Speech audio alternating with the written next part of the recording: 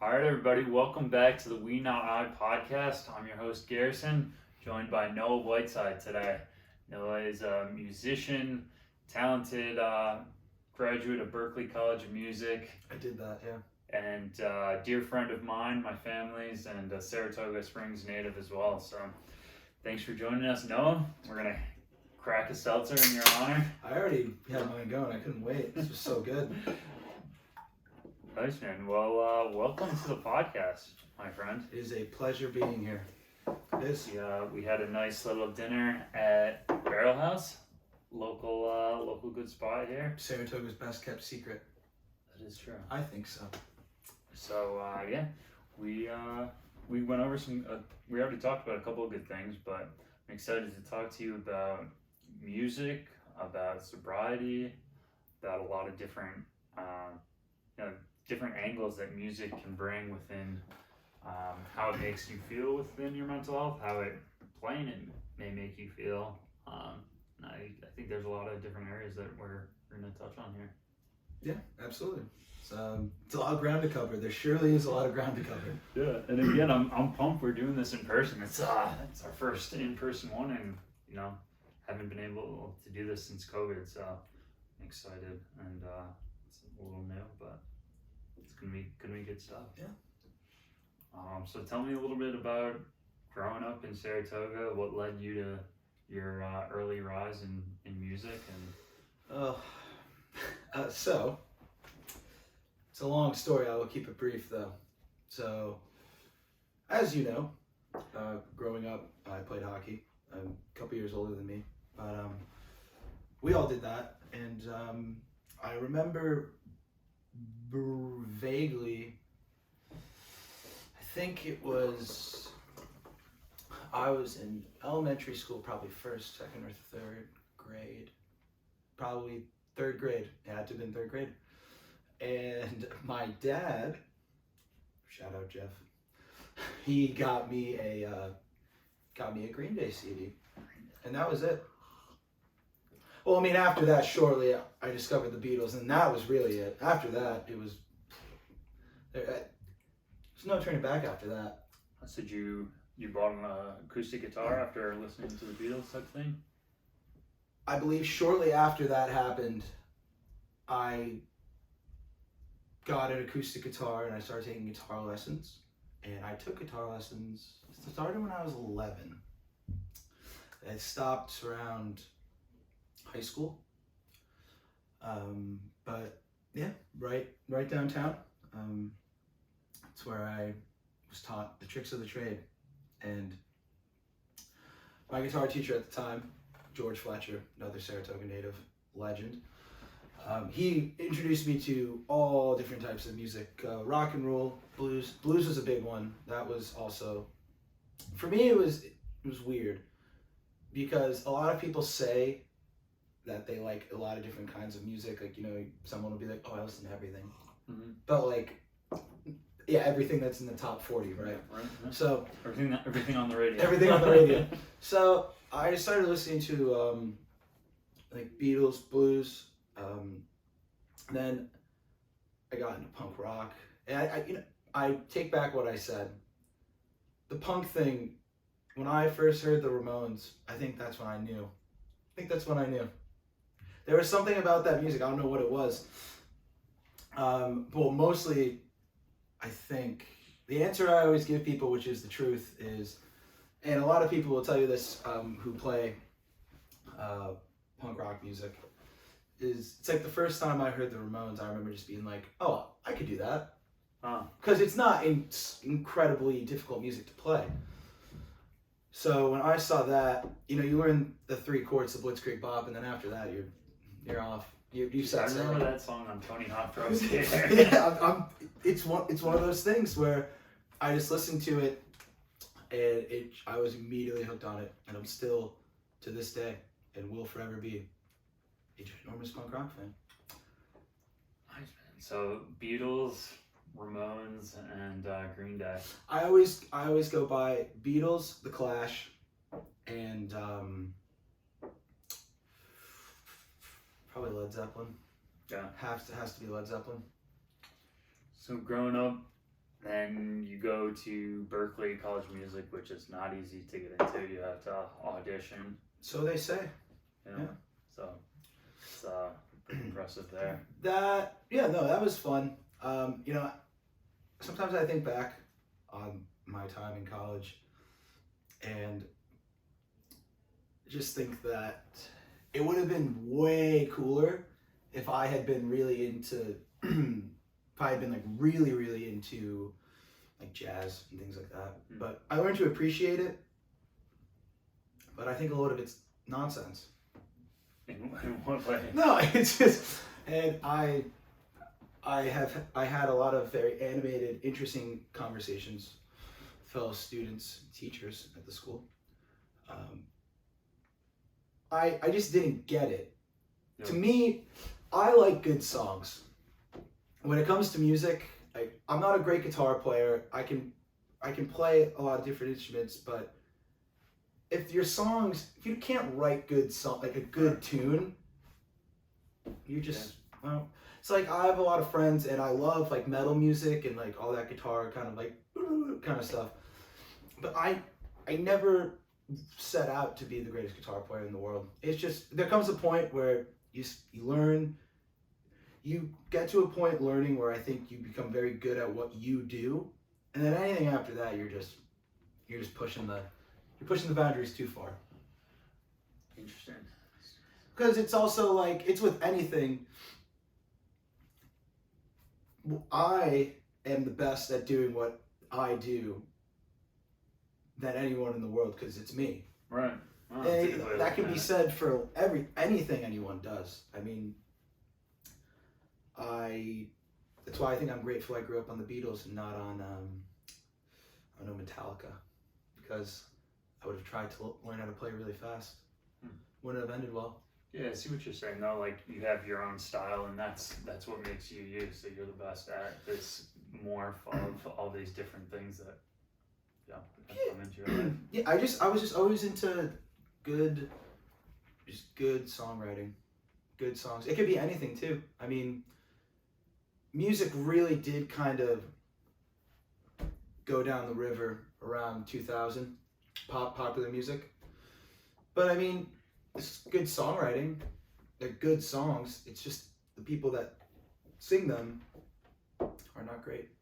The songwriters that work at these labels and write songs for people, very talented. The people that sing them though, I don't know.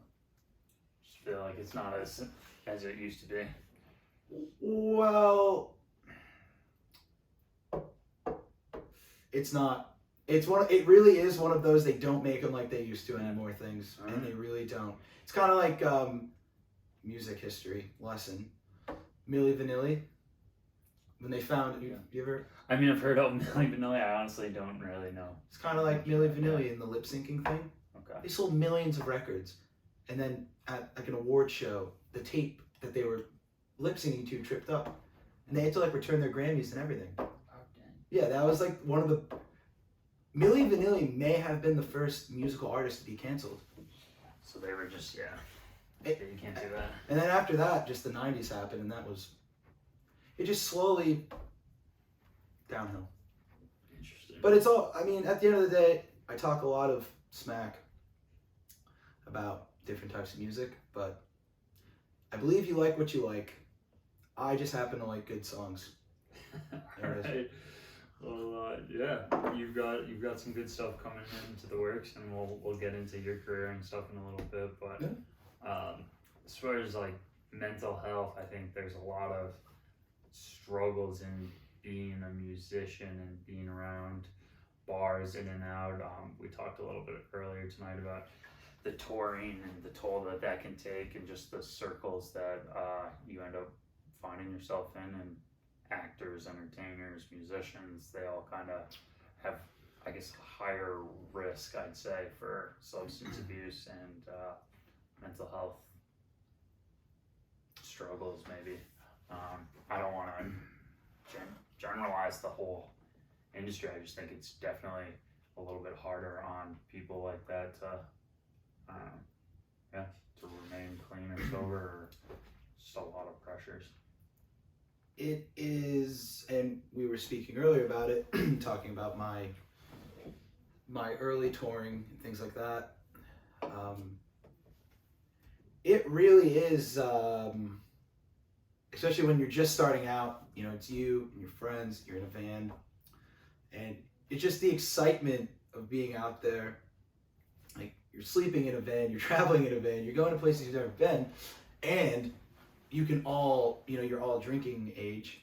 I mean, I started touring when I was 19, so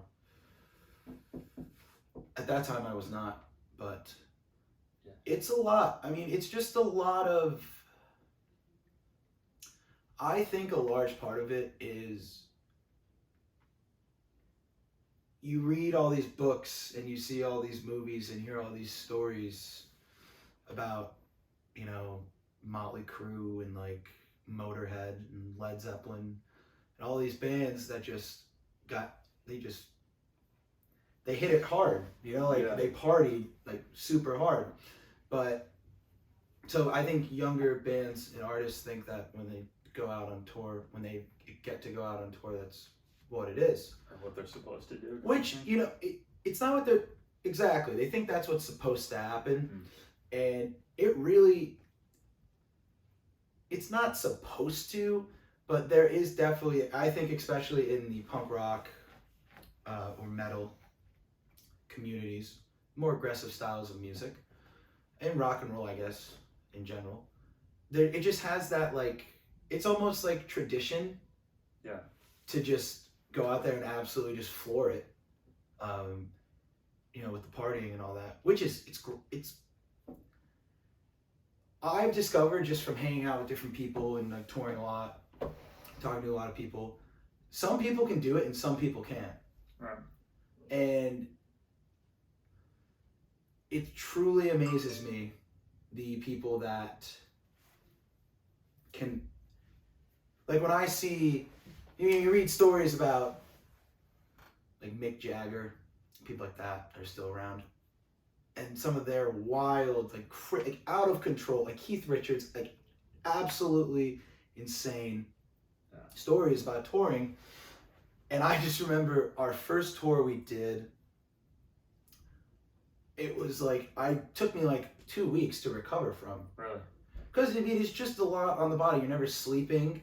And if you are sleeping, it's in a moving vehicle for maybe 2 hours. From like 1 a.m. to 3. Oh, no, I mean, you know. Because that's what I was thinking too. Like, you're up late, you're working hard. It's adrenaline. Even for me, like after I play hockey, if it ends at 10 o'clock, I'm not really falling asleep till 11:30, 12 because I'm just like, you're so worked up and you got adrenaline going. It exactly is. And it's that, like that adrenaline you're talking about with playing, because so basically what would happen, you know, how it goes, you show up in like a new town or whatever, city. You don't have anything to do during the day, especially at the smaller level, because you're not doing like a 1 o'clock sound check, you know, you show up and you need to just killing time. Tour is just starting out, just killing time. And then you get to the venue and you sit around for another 3 hours while other bands play. And then you play. But then when you get up on stage and that adrenaline hits you, it's like, And then of course after you play, if you're like 21, you're just like, well, we have to party now. We have to. Every night. Every night for 3 weeks. Jeez. So after, I think it's starting to turn a corner though.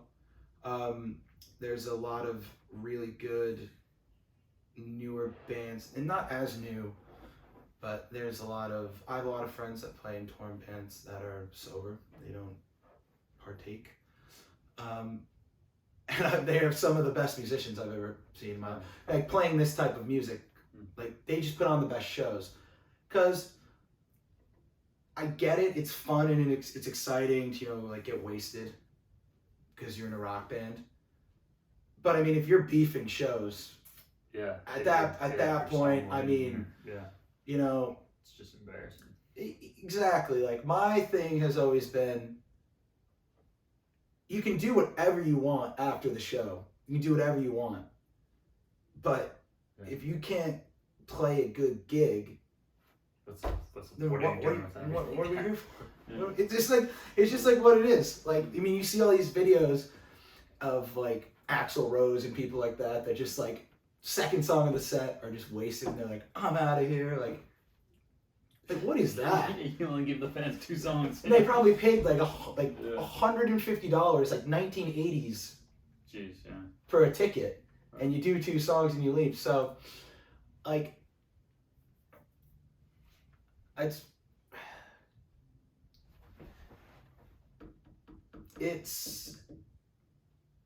I think, thankfully,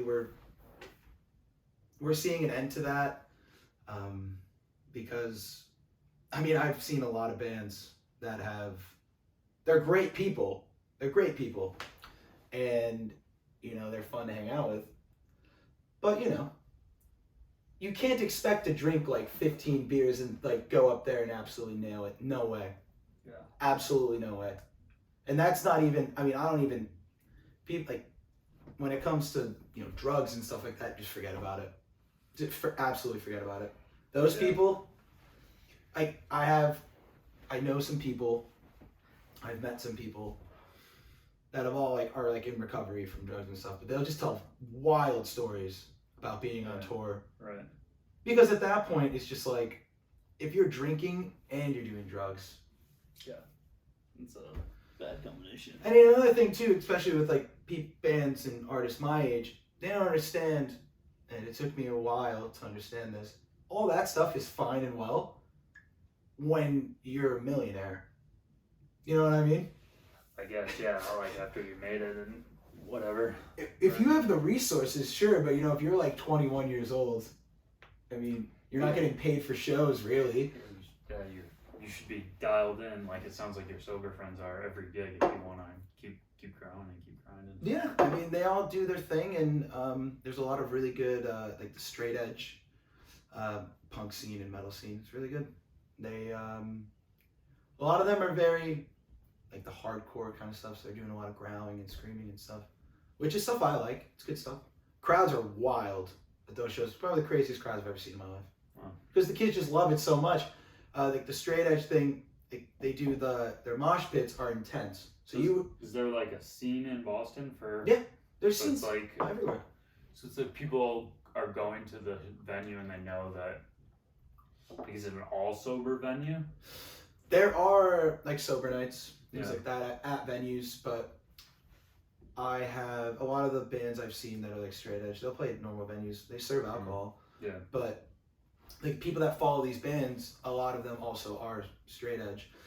It started back. Well, I don't know if it started. Don't quote me on that. But the first band I knew of that was like that was Minor Threat in the '80s in DC. Ian Mackay. They got the song straight edge, like literally the song straight edge. I'm pretty sure they actually coined the term. But they're like they were one of the first bands, because the punk scene in the '80s was all just Black Flag and drugs and fighting, people getting killed at shows. But they were like the first ones, and they're really good.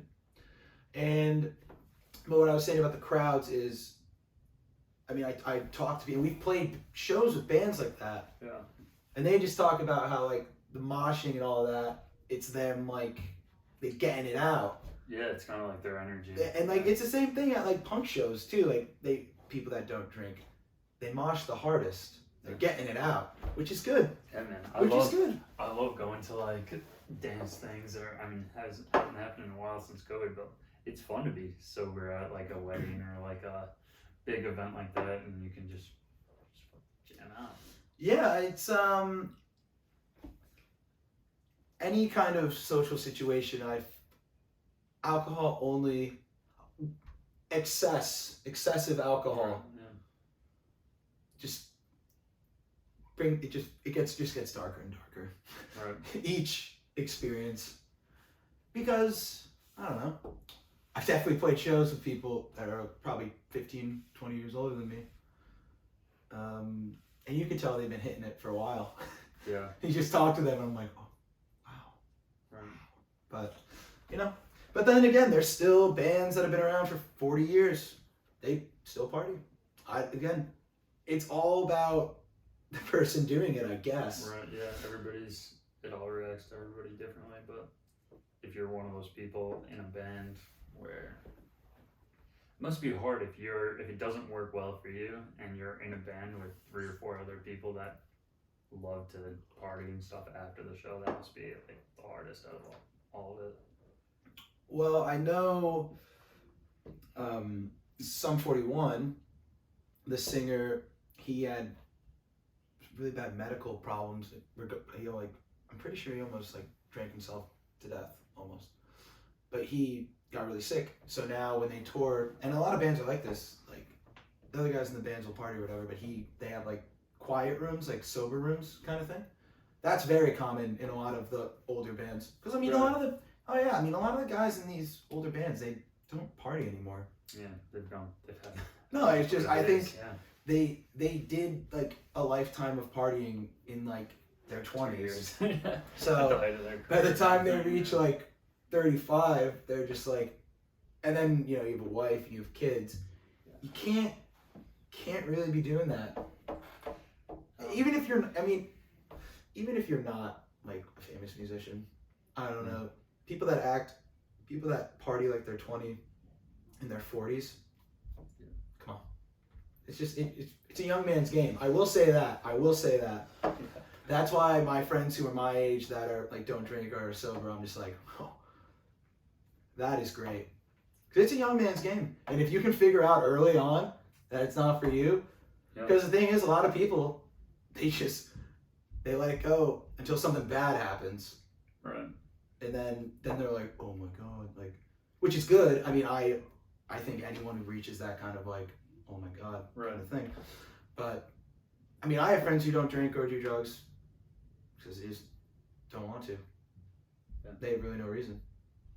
Yeah, it's kind of what happened to me, like a little bit. It's like I stopped drinking because I knew it would be better for my mental health, and I knew I would. Same as stop smoking weed, and it's like, all right, I got 6 months, I got a year, and I feel great. Why would I? Yeah, I mean, back? And why would you? Yeah. I just hit 3 years, so Congratulations. Thank you. But it's like, I think I remember I talked to someone at a conference a couple of years ago who was like 24 years or something, and I asked him what his secret was, and he was like, it's no secret really. Just you'll notice. One of the things he said, he was like, you'll notice it just gets better. Like everything will continue to, it gets not easier, but just, you just start feeling better about like your mental health and your physical health, and it builds on itself kind of thing. I could definitely see not drinking probably being beneficial. Yes, being beneficial. But I know. I mean, do you want to get into like what it means to you? And I know you've gone through different periods. Yeah, I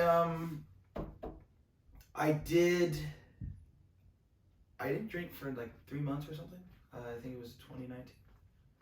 I mean, I even recommend, and I do it from time to time. I mean, you gotta take a breather at some point.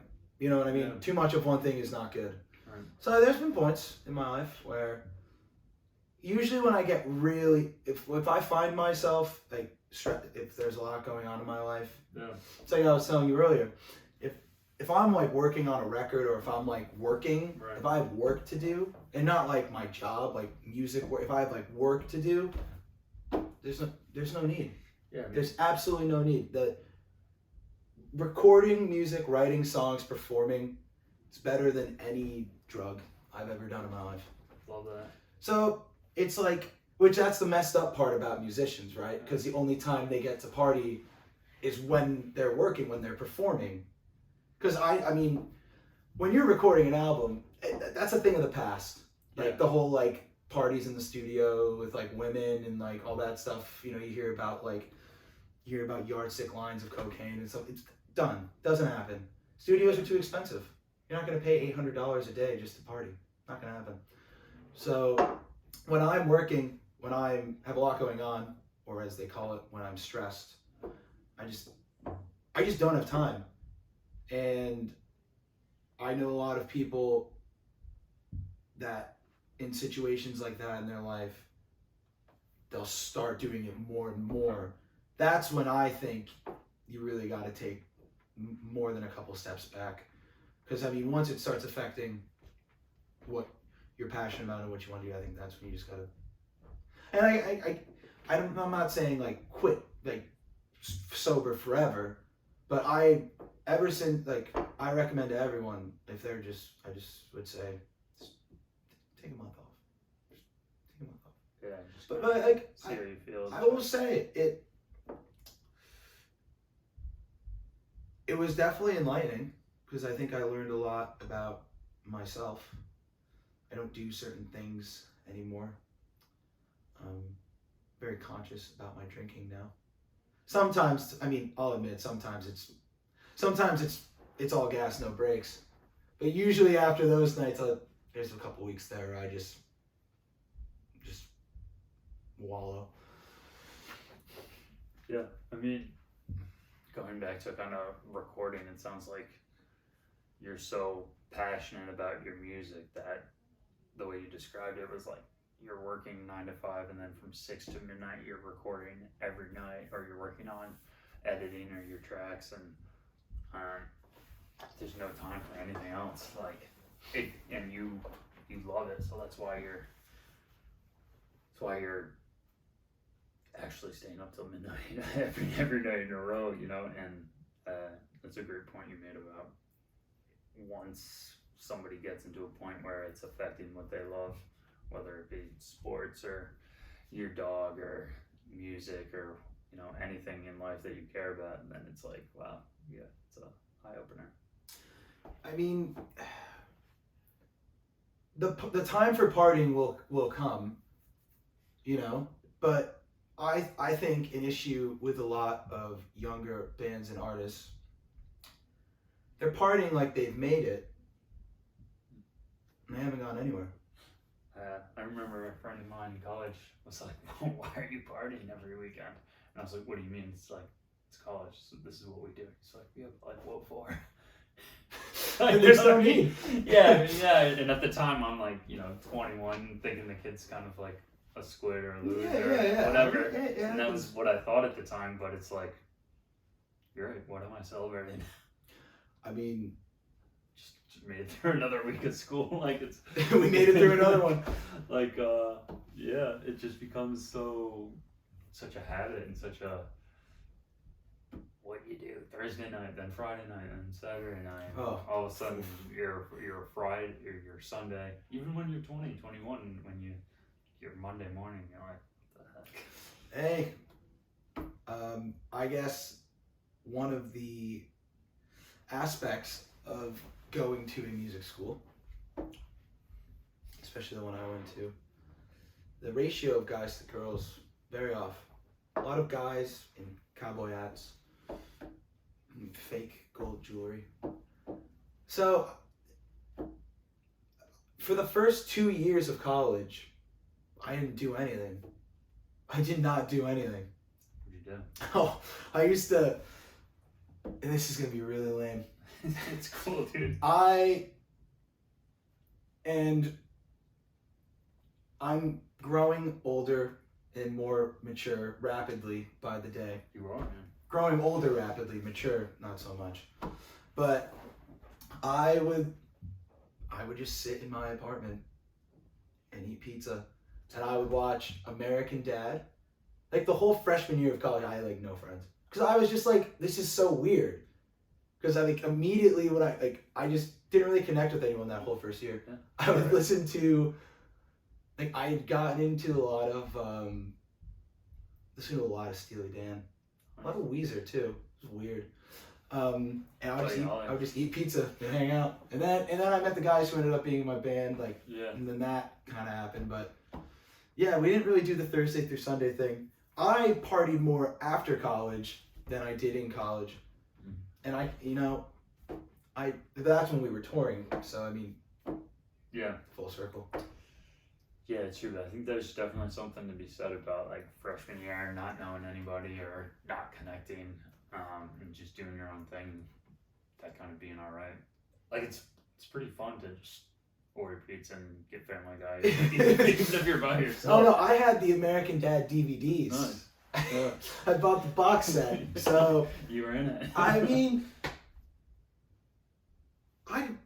I don't regret. I regret none of it. Right. I regret none of it. I really don't. And like sometimes I miss.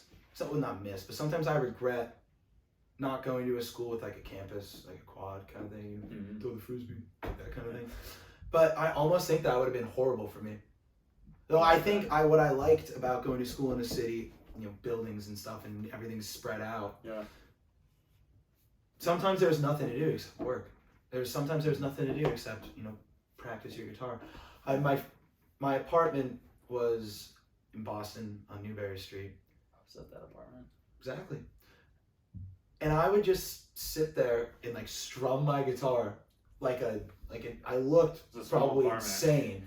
Yeah, it was like half the size of this room. And I would just look out the window and just be like, wow, that's my favorite thing to do. Still to this day. It's my favorite thing to do in this world. Just look out the window and strum your guitar. Strum a guitar and just gaze. Yeah. Just like completely, Just zone out. just zone out completely. Yeah, it's meditative. Probably. I think it might be. I have a lot of friends who, they say, you seem like an angry person. You should meditate. But then I think I'll just catch myself. And I'm talking like 45 minutes to an hour. Yeah. I'll just sit there and just strum nonsense and just stare out a window. And it's whenever I get to do it, it's my favorite part of the day. I bet, dude. Sounds really nice. It's something I've started doing it a lot more. Because I mean with COVID and everything. You feel like you get like meditative benefits, like it centers yourself? Well, and you feel like... I started getting into things like that. So bad things, you know the term, when it rains it pours. It's the story of my life. And I remember my mom telling me when Michael Jackson passed away, and then Farrah Fawcett passed away, and then Billy Mays passed away. She would just told me, she'd be like, bad things happen in threes. Yeah. And I remember just thinking, this was like 9th grade, I was just going, what's she talking about? It's nuts.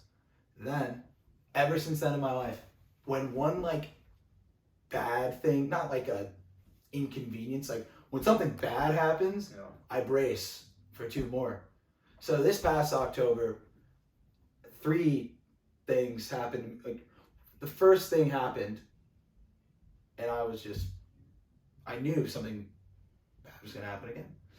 So, and it was definitely a weird period of my life. So, October. So yeah, October, I got out of a long-term relationship. And it's funny because at the time, of course I was sad about that, but another part of my brain went, you got 2 more things coming. I know it is. So get this. 3 days later, 9 p.m., I walk into the local 7-Eleven, Porter Square, Somerville, Massachusetts, and I'm leaving the store. I almost got stabbed. Some guy ran up to me with a knife, and I freaked out. I never knew. I didn't move that. I hadn't moved that fast since I think like Pee Wee hockey. What happened? No, I almost got like attacked. Why? I don't know. It was a Thursday night, 9:30 p.m. You were just walking out of the store. I had my mac and cheese and my Powerade. What? Oh yeah. 3 days later, right? The next week, I got a letter from the IRS, and I owed money on my taxes for the first time in my life. 3 in a row. So after all that happened, I will tell you, after that happened, that's when I really started, what's that, the journals called, like prompted journals, you know, Nice. like, Yeah. that kind of thing. I started doing that. That helps a lot. The gazing with the guitar is great. I also... So wait, let's elaborate on that because it could be a good tip for other people. Yeah. You're taking a journal every morning or every night. You're writing down a couple things. Every night. So I have this journal, and they sell them. I got mine on Amazon. Nice. And Bezos. Bezos. But no, it's like a prompted journal, and it just like every day or every month, I think they just kind of like shuffle the questions for each day. There's like 3 questions each day. It's like what's one thing today that was positive? And you just, it's like what's one thing you could have changed about today, and do that. And then it's like what are you looking forward to like tomorrow, kind of thing. And I like it was recommended to me by a friend. And I remember when it first told me, I was just like, this is like school. I'm not doing this. But then I started doing it. It's and then my favorite thing is when I do like about a month or so of them, and I'll look back. So it's a different question each day. Times 3, but they're all similarly. Yeah, they're all similarly kind of like, like, did you meet anyone new today, kind of thing like that. But it's one of those things where I have a tendency to, like when bad things happen to me, I tend to just like completely just like shut down. So this was like one of those things where, and just what was going on in my life at the time, I knew I was like, I can't do like the old like fall off the face of the earth for 6 month thing. Which you had done. Oh yeah. It's just because it took me a long time, up until very recently, probably like this past winter, because I mean, with like a lot of stuff going on in my life, I always have a tendency to feel, I guess probably since college, I've always had this weird feeling that, you know what, it wasn't since college. It was, I remember like growing up playing hockey and stuff when I was really into the music, and I started getting more and more into the music. And I think it was right around that like junior year of high school, senior year of high school. I just kind of knew that I didn't fit into like I love hockey, don't get me wrong. Yeah. Like I love hockey, but I just didn't fit into like the hockey bro kind of thing. Yeah. And like obviously I'm friends with a lot of people I played hockey with. I'm friends with a lot of hockey fans and stuff, but I always felt like I was like a couple pegs below. For a long time I thought like, oh, I must not be like macho or like man enough kind of thing, because I just didn't really like fit in with all that. And then that's when I went to college and I started doing music seriously. I think the music, I just felt more comfortable doing that. So then I like stopped playing hockey and I got more into music, and here we are today. But it wasn't until very recently, I felt that way for probably the past 10 years of my life. I just always felt very like disconnected and very like just not like in the shadow of. Like you didn't have like your tribe kind of thing. Like you didn't have like, you didn't fit into. No, it was just one of those things where you grow up with your friends, right? And when everyone grows up, they all do the same stuff. You grow up in the neighborhood, things like that. You're all doing the same thing. And then slowly as we age, we get into certain things, we do certain things, and I always I felt like I was almost like wrong, or that it was like not right, that I didn't like continue down that path of being like uber athletic kind of thing, like flip flops and like Nike crew socks kind of person, and it kind of followed me for a long time. And then after everything that happened and the getting stabbed and all that, heartbreak and stuff like that, happens to us all. It was like this past winter, I remember just sitting, I was playing guitar. Yeah. And I just had this light bulb moment. I don't even know what it was. It took 10 years, just playing guitar. I just had this moment where I was playing something random, I forget what it is now, but it sounded really good. Like on the acoustic guitar, just. And I just thought to myself, I was like, what am I so down about? I was like, I'm me. I'm sick. Like I'm me. I'm and like cool. And that's the thing. And ever since then, I've been it's like night and day, because I just had that moment where I was like Me?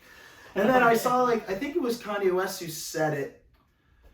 He was talking about people always say he's very, like, cocky and stuff like that, but he also said, like, it's like one of my favorite quotes where he says that, like, people are enslaved by their perception of themselves. Wow.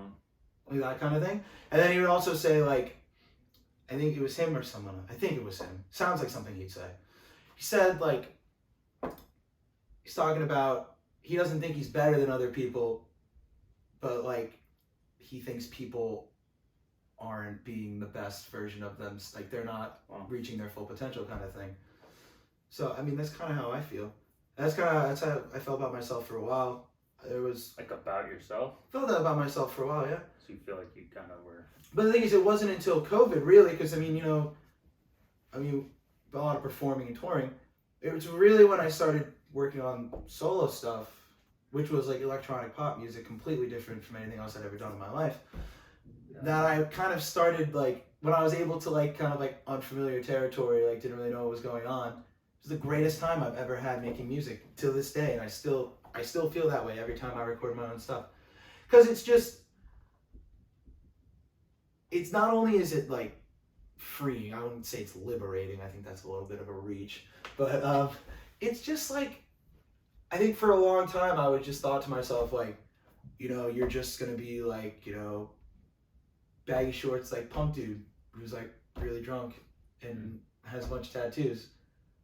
But then when I started, like, doing this stuff and I started, like, really focusing on, like, the craft and the music, I was like, I didn't really know that part of me was in there. Yeah, it goes back to what we said earlier, where just like you found your own way of music, and electronic pop is way different than punk, and you grew up on the Beatles, and it all morphs together, and everything that you experience throughout Berkeley and throughout Saratoga, and all the music you listen to just morphs into Noah. I guess so. I mean, you're pretty cool, my friend. I mean, it's just like, like a good example is like Damon Albarn was a singer in the band Blur in the '90s. They're a big British band in the '90s. He also is the mastermind behind the Gorillaz, the animated band. And I didn't know that until my friend's a huge Gorillaz fan. He started playing a lot of their stuff for me. And I thought it was the coolest thing in the world.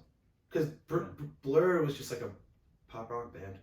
Mm-hmm. But the Gorillaz was like all this crazy stuff. Yeah, it's very unique. And I would just listen to it and go, it's like, if he can make that, I can do it.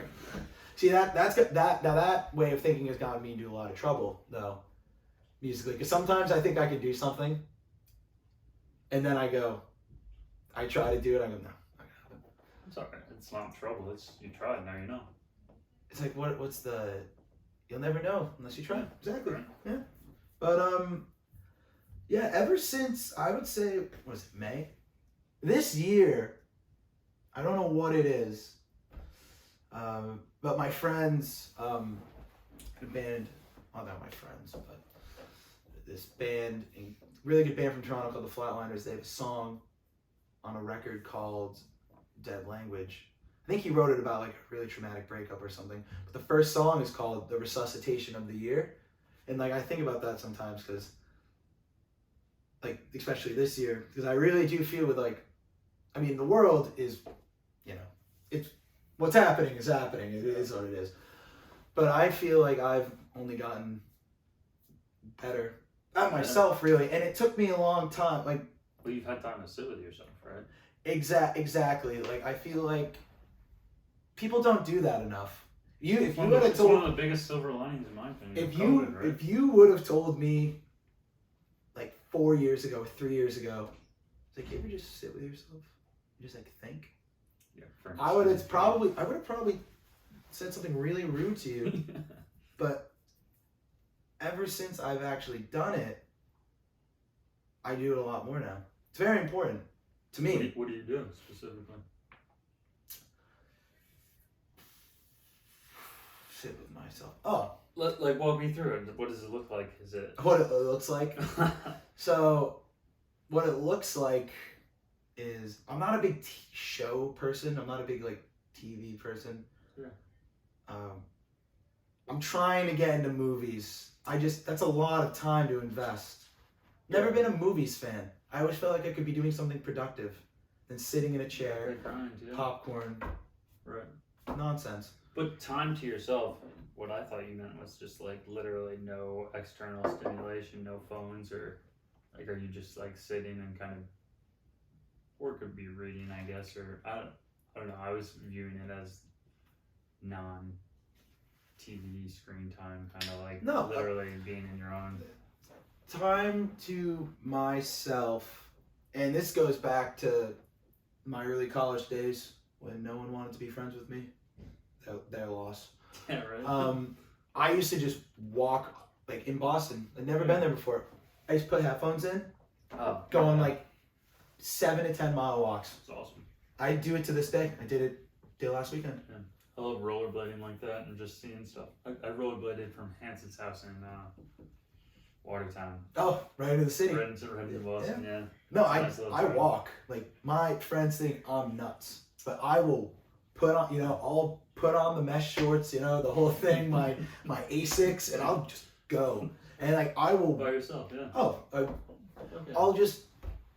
I'll leave the house, usually early in the morning, because now that it's getting hotter out, if you're not up and at it, like, right, if you start your walk at noon, first of all, I'll die of sunstroke, but it gets too hot and there's too many people out. Early in the morning, I'll just find albums. As I'm leaving my house, I'll go, oh, let's listen to this album, just a little album, and then another one. It could be like, and that doing that has actually opened my mind musically too, because before I would never sit down and listen to an album that someone recommended to me that I'd never heard before. Because it's a really cool way to like listen to new music. No, like, because now my friends think I'm just like, I guess they think I'm just like winding them up. I'll be like, do you have any new music? Like, do you recommend any music? And they're just like, oh, you don't care. I'm like, no, seriously.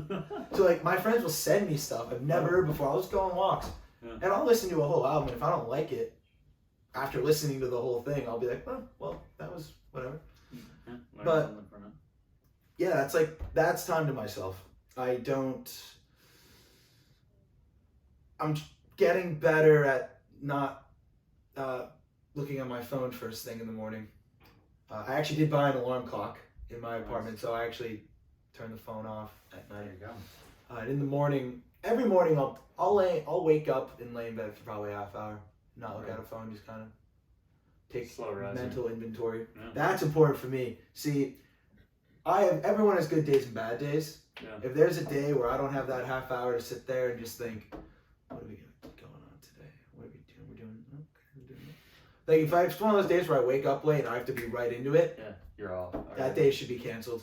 Because for the rest of I'm a creature of habit. Yeah. I really am, with everything. I've been discovering that a lot more. I've been setting the coffee, making either overnight oats or a smoothie the night before, and especially with Grizzly being a puppy, it's like there's already enough to do in the morning before I have to leave for work. Like, let's do a routine the night before, and then it makes the morning so much easier. But like, get the water, get the no, it's something. I love it. It's one of those things. If you had told me that like 2 years ago, I would have been like, what's that for? But now it's something I do every day. And you know what, I know it's difficult, with everyone working from home, or a lot of people working from home, the sitting in the sweatpants all day thing. Yeah. No. I cannot function in the morning properly.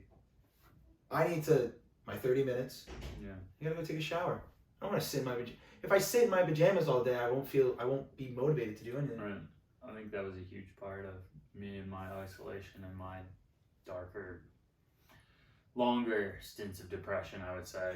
I would wear sweatpants a lot and not leave the house, or it was the days where I had like an appointment at noon, and then, so if I had a therapy at 1, then I would maybe if I was dressed and ready and presentable, then I would be way more likely to go for a walk afterwards, or be out in public, and shifting that to get the sweatpants off and to like just be a little bit more presentable. Even things like a haircut for me were really helpful, like in those times. I mean, I mean, what I just said about, everyone has bad days, that's the one thing that I think, and it is true, no matter what people want to say. And talking about, depression and stuff, because I've definitely had some pretty horrible bouts of that. Depression is, they're having a bad day and being depressed. Very different. Like, I wish my depression was like this guy's bad day. You know what I mean? Like, I wish it was, but it's not. It's that. Now that's a different thing, and that is another sign when I feel, because I've gotten better at we can't control it obviously, but gotten better at what's the term? Recognizing when things like that are coming on, because what I learned about it over the past probably 5 to 7 years. First of all, I think I've always had that kind of thing going on. I don't know what it is. I don't know. It's not different from anyone else's, really. Even though everyone's is different, it's that same kind of thing. But I just have this, like, I don't know if you could relate, but it literally feels like someone's just putting like a bag over my head. Yeah, like a heavy blanket. For like 2 months. But the thing is, now I know, I can tell when things like that are going to happen. And I can also tell, like, if I'm feeling that way, I probably shouldn't be out till 5 a.m. with my friends. I don't do that anymore. Absolutely not. Now that's when I will say, if someone comes up to me and goes, I'm really depressed, and I'll be like, what are you doing about it? They're like, well, the bar. Well, the first step to getting out of any hole is putting the shovel down. So I love that quote. you know what I mean? You told me that one a while ago. But it's one of those things, and I think, especially people in our age group, I think generally, definitely experience a lot of that depression stuff with everything, just with life. And a big part of it for me, I think when it really started getting bad, when I noticed it getting progressively worse, was I think something a lot of people don't talk about with growing up, especially like the college years, and then after the college years, I'd say like 21 to 25 or 26. Yeah. When you grow up, adults are adults. Your friends' parents are your friends' parents. But then you get older, and you go to bars and you see them, and you see them as when you realize that they're just normal people. Yeah. And a lot of them aren't actually as great of people as you were led to believe growing up. And you realize a lot of the aspects of life in general are not as great. Yeah. I mean, that really, I think that's when I started really, I don't know, it depresses me. It really does. Because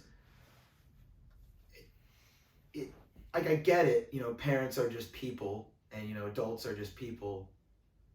But that really threw me off when I started noticing that, because a lot of people I know who were adults when I was growing up,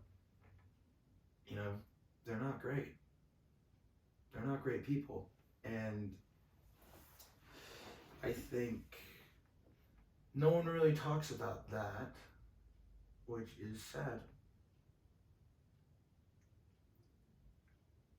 Yeah, I mean, you can take it many ways, like they're trying to protect us as kids, but you're right, it's definitely a weird thing for hope and realize that, like, all this stuff that you're taught as a kid is not really at all how you're taught it, or your perception of people. And then, of course, you grow up, and the kids and your friends you grew up with, everyone does their own thing in life. I get that. Do what makes you happy. But it's happened to me a couple times. You know, you have friends that they grow up and they just kind of just change as people. You're just kind of like, what's going on here? But you can't do anything about it. Can't do anything about it. I stopped a long time ago. It's kind of like, don't tell someone not to do something because that'll just make them want to do it. Yeah. You can't change people. I think something I stopped doing in my life was, if someone wanted to do something, they would do it. Yeah. You know what I mean? And you can help them along the way or suggest things. Exactly. If they're not ready to make a change And what was I going to say? It's like,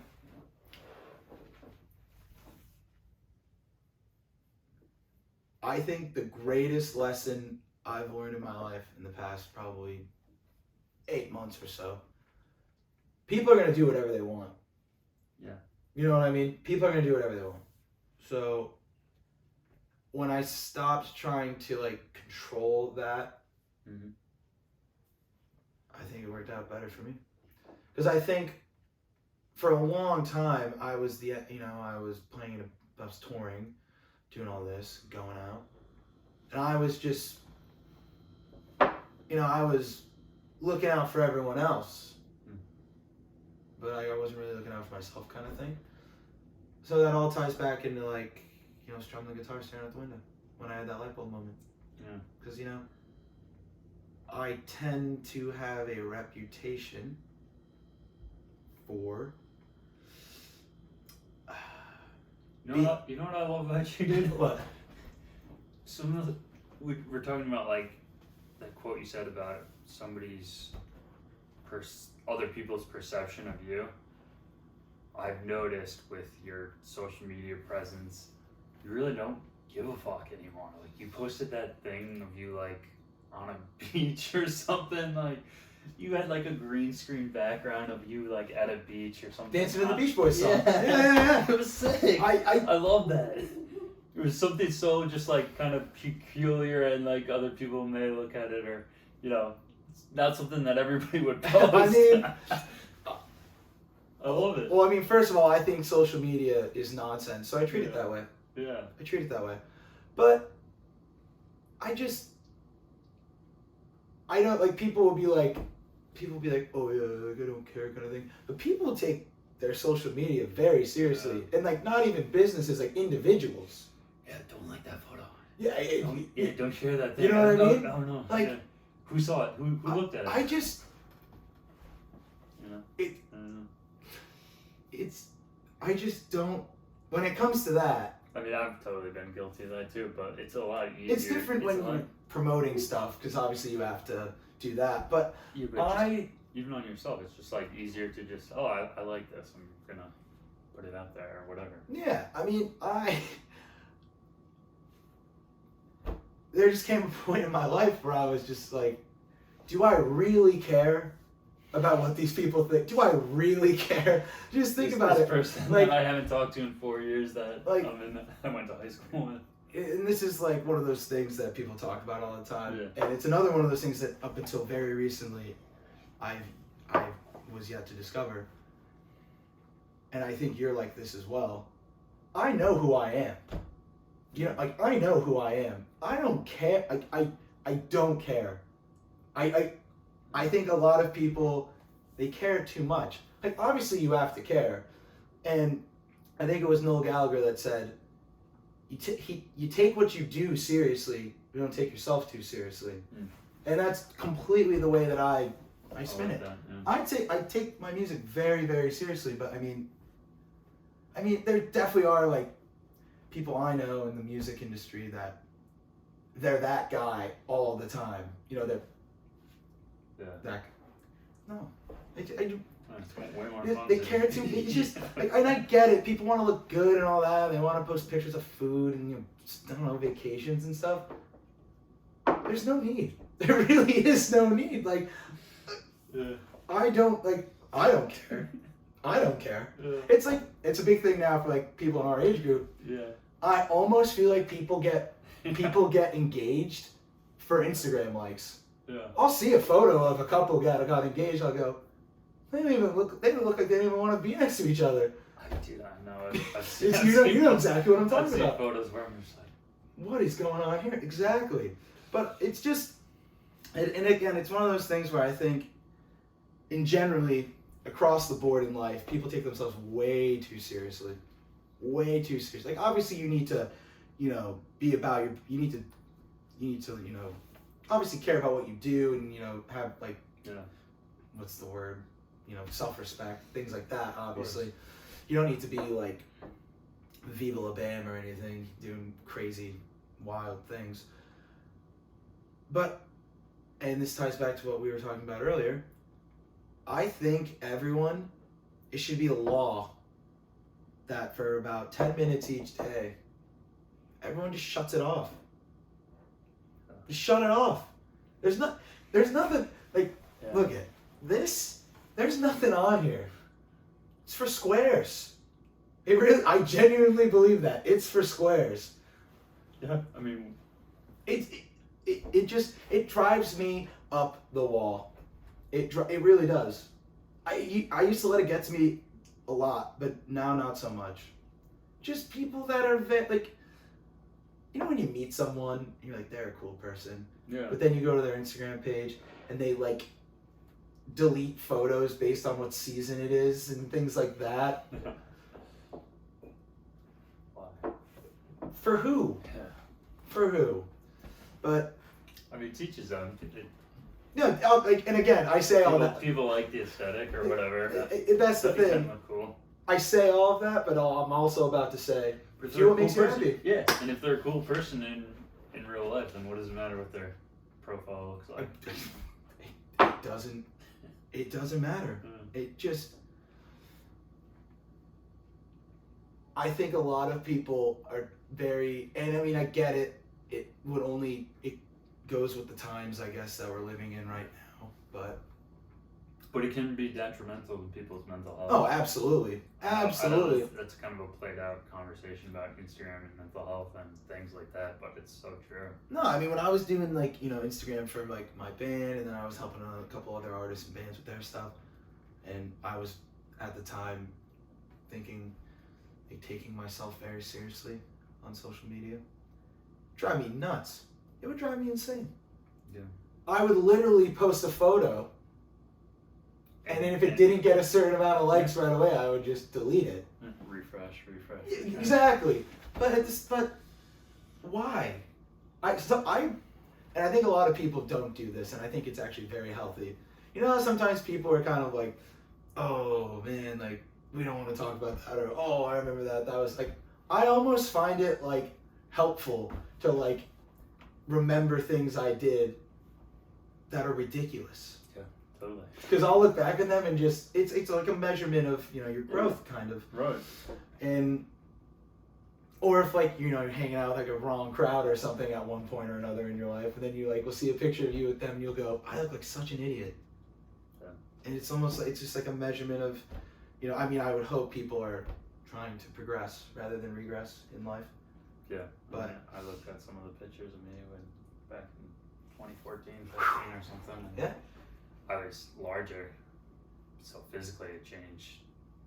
But like, I look at those pictures, look at my eyes, like, mentally I'm so much different.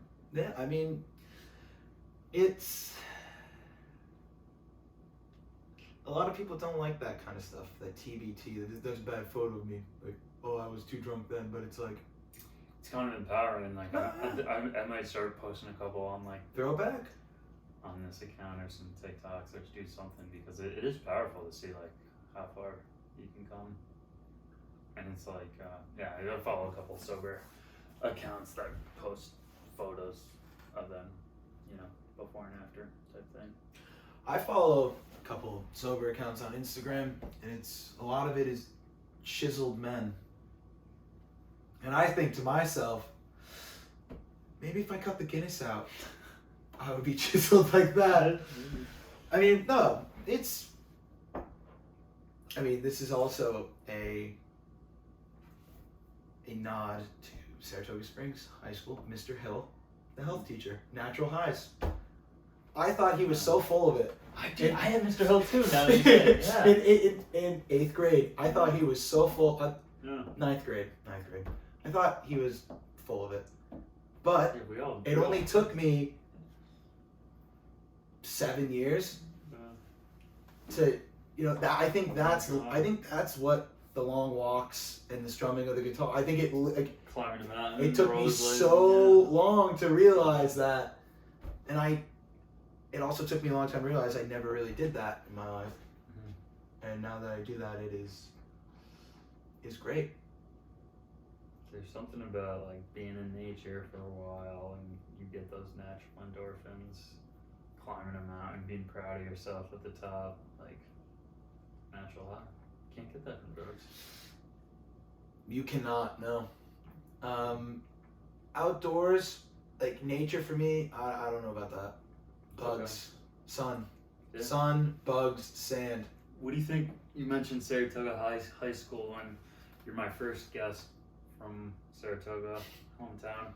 Do you want to talk for the last couple of minutes here just about growing up in Saratoga and kind of some of the things that we face? And I've talked about it in some of my my talks and the influence Saratoga's had on me and my summers, and just how it's a lot different from the conversations that I had going away to college and stuff. It's like I went to school in Western New York, so a lot of kids are from way small towns and they don't have Caroline Street open till 4 a.m. every night right down the road. So, or SPAC, that's literally just a giant outdoor party every weekend. What do you have to say on growing up in this type of environment? And, Well, I think growing up in a town like this one, and I'm sure you'll understand where I'm coming from with this, and I think it's a problem with a lot of kids that grow up in places like Saratoga that are, I would say, nicer than most others. You grow up and you have, if you grow up and you have parents that are definitely, I would say, upper middle class, upper middle class, you grow up your whole life and you just kind of do whatever you want because you're really not going to get into trouble. So you grow up with all these privileges, and then once you get into the real world and you realize, like, that's it. You have to actually, like, work and do things. I think that sometimes is very detrimental to people's mental health, because I think it's just an attitude a lot of people have. It's like you're saying, like the bars till 4 a.m. thing and all that, you're going out and doing all of that.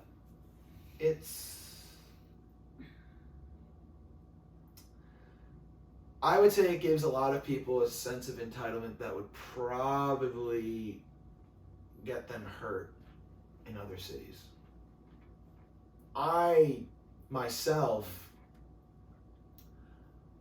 definitely think one of the biggest benefits of going to a school in the city that didn't have the campus and didn't have the Greek life and all that, I think it forced me to grow up a lot faster than I would have if I'd been in like the bubble kind of thing. Because if you're like on a college campus, I mean, it's almost like it's just kind of a continuation, especially if you're playing sports, you're doing this, you're in a frat, forget about it. But being in a city, no one cares. Like, nobody cares. So, I mean, if you act that way that you act, I don't know, 4 a.m. on Caroline Street at a bar in a big city, probably get knocked out. So, I think that definitely, at first it was weird, but I think at the end it benefited me in a big way. But I definitely think it's a nice place, obviously. But I mean, as a kid, it's easy to have a lot of dangerous fun. It really, I mean, it is anywhere, but I would say in towns like this even more so. Because I mean, unless you do something really bad, like, I remember thinking getting caught smoking weed out of a water bottle in a parking lot would be the end of it. You know, and they'd always be like, you'll never go to college, like all this stuff. And then I look back on my life now and I go, but no, I definitely think certain environments breed certain mentalities, and I think a lot of people don't actually, I think it's the purest form of ignorance for someone to not acknowledge that. Because it's another thing, like you were talking about with kids you met at school, that I learned very quickly at school, is not everyone comes from a place like this. You know what I mean? Yeah. Not everyone comes from like a nice place. I have a lot of international friends that I still talk to now from college that, you know, they come from other places in the world, and I would just like sit there and listen to them talk and just be like, whoa. It's like, you guys don't have shopping malls? Whoa. But then I would like think those things and go, how ridiculous is it of me to think that? So I definitely like broadened my horizons in that sense. But no, I think it all just comes down to attitude, and it all just comes down to just self-awareness is a big thing. That's a big thing for me. It's another thing I recently realized, being self-aware. Socially aware is different than being self-aware. You know what I mean? Mm-hmm. Like learning to read a room. I can read a room, but for a long time I couldn't read myself. You better tweet that. We'll clip that one. No, it's true though. Yeah, that's deep, man. So you're socially know how to act in a social situation, but you don't take inventory of your own emotions. And I think I'd say the vast majority of people in this world don't. They don't. There's a guy I follow, JT Barnett, who I'll become friends with a little bit. He put an Instagram thing, it's like a checklist that they're teaching like his younger sister at school or something, and it's like all these different colors and like lines of emotion and like recognizing what it is, and I just thought that was like awesome to be teaching kids in school now. It's like happiness, anger, sadness, like what is sadness, you know? Well, the issue with people and kids growing up, which is great that they're teaching kids that, because when you're growing up, you know what you feel, but you don't know why. That's the issue. That was the turning point in my life, because of course I would go, I'm really mad, or like I'm really sad, or like I'm like feeling this way, but if I had just taken 5 minutes and thought, well, why? Mm-hmm. I would just go, wow, I'm really sad. I'm going to go do this bizarre thing. Oh, I'm really mad. I'm going to go do this bizarre thing. Nowadays, when I have, and I do, I just have like if something happens and I'm really sad or I'm really mad, I'll literally just, it's almost like the world just stops. And I'll just take like 5 minutes and go, it's like the voices on my shoulder kind of thing. I'll just be like, so why is this making me sad? And you know what's funny? Most of the time, especially the things that I get really mad about, if I take 5 minutes and go, so why is this making me mad? Yeah. After about 3 minutes, I go, why am I mad? Yeah. Like this is nonsense. Yeah. I used to get like stressed out in school and stuff, and our friend Jimmy Collins, when I went to Siena with him, he was always like, dude, is it gonna matter in 5 years? Like, is this test or whatever you're so emotional about, is that gonna matter in 5 years? And he's a big proponent of that phrase. puts shit into perspective. It- It's like, no. It does, because I'll like look back onto like situations in my life I was very mad or very sad about, or Yeah. feeling a wide array of emotions about. Like, especially big one is like, you know, girls or relationships. Right. Oh man, I Wasted a lot of emotion on that. oh no, Not wasted. well, But learned. some of them. It's just one of those things where I'll be like, I remember like at the time it happened or something, and I just be It's the like, end of the world. that's it, Mhm. that's it. And then, you know, like, it's been, since some of these individuals I'm talking about, it's probably been like 5 or 6 years, and I'll just like see a picture of them, and I'll just not like, I just won't like Yeah. just keep scrolling kind of thing. But I'll remember at a point in time where I was just like listening to like James Blunt on repeat, like, you know, Yeah. drinking black coffee at 7 a.m. Oh man. But I mean, hey, it's like everything, and it's like George Harrison said, "All things must pass," and this too also shall pass. He did not say that, but he sounds like something he'd say. That's what I've learned. That's the most important thing I would say from starting to focus more on my mental health and my emotions is, I mean, 99% of the time that I have like a bad mental health kind of mindset, once I started taking that 5 or 10 minutes to kind of just like, I call it recentering, to recenter myself. Yeah, I love it. Because like if I get too stressed out, you know, it's literally your brain pulling you in about 5 different directions. Right. And I know a lot of people that will be like, you know, you see like those charts online that'll like list all of the, it's like you were saying about depression. It's like, well, depression looks different on everyone. You know, Yeah. you were saying for your sweatpants, that kind of thing. Like depression for me is just, I would just not talk to people for a long time. And then the thing is, because I'm such like a social, I'm like a very, you know, I like to be social and things like that. Once people started noticing is when I kind of had to find a new way. Because I mean, my big thing whenever I'd feel that way is my big thing was, well, I don't want to annoy this person by talking to them about it. But once I started, not forcing myself, but just kind of like talking about it, like to my like best friends. Yeah. I would just say, and like I wouldn't make it weird. I wouldn't be like, I've called the council kind of thing. I would just be like, oh yeah, like this is really, really bumming me out, and I don't know why. And I definitely strengthened my relationships with my friends as well. That's what I found too. Because for a long time, like I said, I would just think like, well, why would I want to ruin their good time by telling them this? Mm-hmm. But I was shocked when I started talking to my friends about it. A lot of them had the same kinds of feelings and emotions and situations. And I think that just does nothing but strengthen the relationship, really. 100%. And such as the name of this program, let's chat about it. Let's chat about it. Maybe I should start. No, I can't use that as my own term. But that is an important part.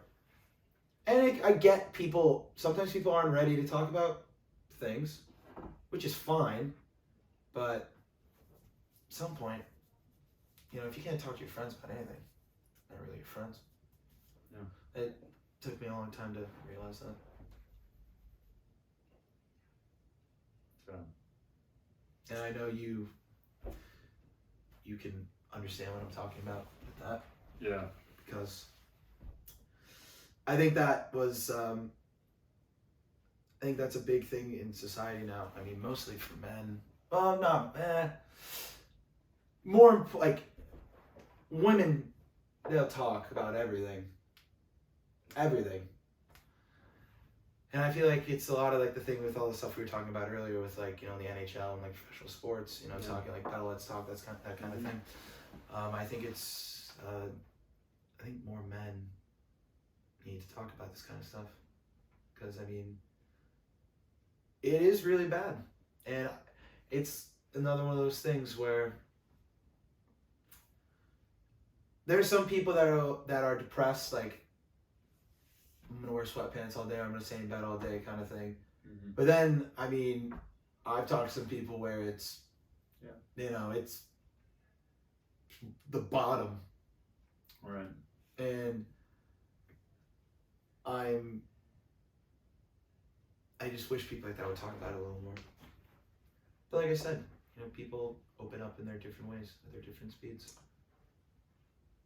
Well, yeah, you said if you can't talk to your friends, but also we as friends need to be there for each other and almost not push, but just like somehow us as guys need to be like, bro, like you can talk to me, or like, bro, I noticed you haven't left your house, or I know you're sad about your girlfriend breaking up with you or whatever. Just like, I'm here, let's go on a walk, let's do something. Yeah. Like, I feel like it's,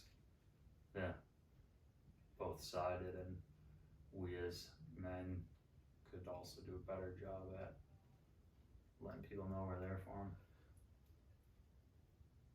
Hopefully, with everything that's going on, I know there's a lot of good like conferences and stuff like that, and a lot of, what do you call it, activism? Yeah.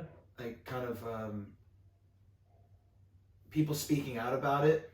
Hopefully that helps people think it's okay, because I mean it's kind of woven into the fabric of our society, really, that, you know, I mean, think about it. Early 1900s, men don't cry, men go to war, you know, like men don't cry, they fix hubcaps or whatever. So I think now, and I hate when people are like, oh, men are just soft now, men are just soft. No, it's just like, anyone who has anything like dismissive to say about anything, like a friend, like if your bro, as they call them, if your bro told you something and you were just dismissive about it, yeah, see ya. no, like I can't stand people like that. I cannot stand people like that. They're not your bros. They're not your bros or your bros. Oh man, well, thank you for coming on, man, and thank you. It was a pleasure. It was a great talk. We touched on a lot of cool different things. I appreciate the fact that you're my first friend and first, local Saratoga, because I feel like it's a unique situation that hopefully a lot of people will tune in for, and I think the angles that we took on things are going to help a lot of people. And I appreciate you being open to sharing your depression and music and sobriety stories and mental health mindset. Absolutely. I had a blast. Disgusting. Let's we'll figure out a good song to end it on. We're gonna put one of your songs in here, right? Alright, yeah. Let's do it. Alright. We Not I Podcast, episode 3 in the wraps.